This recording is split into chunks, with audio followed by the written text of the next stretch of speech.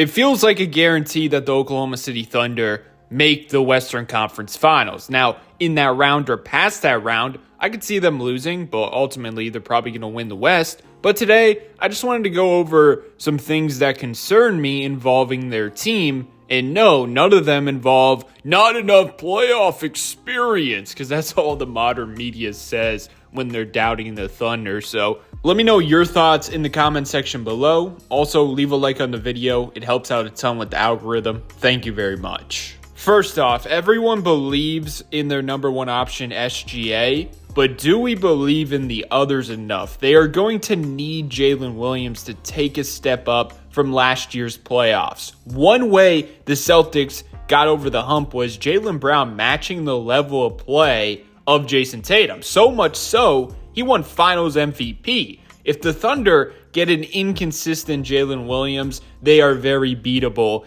deeper into the playoffs. He's been so good this year. He definitely has it in him, but I'd be lying if there weren't signs that he's not ready to be a true number two still. He can't have those 16-point inefficient games like he just had versus the Lakers, or a month ago, a 12-point game versus the Nuggets in a loss in March. He's going to have a stinker here and there, but it can't happen multiple times in a series like last year. Versus the Mavericks, in 4 out of the 6 games, he shot under 50% from the field. In 3 straight games, he scored under 17 points in the middle and the guts of that series. And Shai is so dynamic and lethal that I'm sure teams might just say, go score. But we are shutting everyone else down. And when they do that, does Williams have the ability to consistently step up like he has in the regular season? For me, 50% believes he can, but the other 50% believe he might just be a third or maybe even a fourth option rather than a consistent second option on a championship team. On top of that, Chet clearly ain't a second option. He's kind of taking a step back on the ball in terms of creating for himself. So it's all on Jaylen Williams. The reason I say that is because Chet is reliant on Shai's gravity, but also a bit of Jaylen's as well. 74% of Chet's shots are assisted. Meanwhile, Jaylen, more than half his shots are unassisted, 51.9%. To be exact, he's so key to take relief off of Shai because he can run a unit, create offense consistently for himself and for others for multiple minutes within a game. If you take him away, it's virtually Shai versus the world offensively for them. And with the competition they will face, that's just not sustainable in order to win a championship, in my opinion. Now, one huge problem for them last year was adjusting to physicality against certain matchups. They aren't the thickest group, let's just say that. Low-key, probably the scrawniest team in the NBA, not gonna lie. And I think we've seen at times they can still get bullied as a team and worn down while getting grilled on the rebounding glass due to this. I'm sure you've seen the cherry-picked stat where it says OKC is 9-12 versus Denver, Dallas, Houston, Golden State, Minnesota, and the Lakers. The reason I say cherry-picked is it's basically just all their losses. Also, they were missing guys in some of those matchups, but most of those teams, as you see, present size problems and physicality issues for the Thunder, and that's a proven way to beat them and stand a chance against them. So among teams that made the second round last postseason, the Thunder were the second worst rebounding team, only behind the Cavaliers in rebounding percentage. This season, once again, they are in the bottom half of the league, ranked 18th to be exact. On top of that, their double big lineup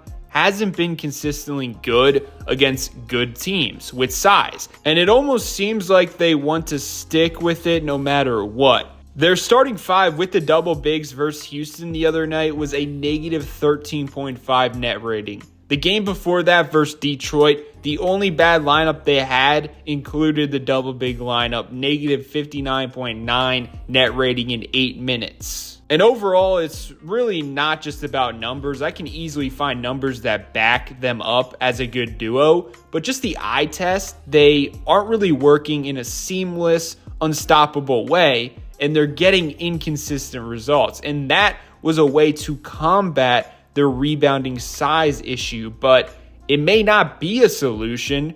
It might just be a problem. And ultimately, if they can't run that lineup against good teams, then they will have issues with physicality and winning the rebounding battle at times against those strong, tall, long teams. Lastly, I don't know how I feel about their head coach. I have a bad taste in my mouth from last postseason. I feel like everyone just gave him the benefit of the doubt because it was the first time the Thunder made the playoffs. But sticking with Josh Giddey pretty much the whole entire series, not benching him until Game 5 versus the Mavericks was very annoying, and it felt stubborn, to be quite honest with you. I currently don't know if he can make a key adjustment to change the momentum of a series. I've seen it in the regular season.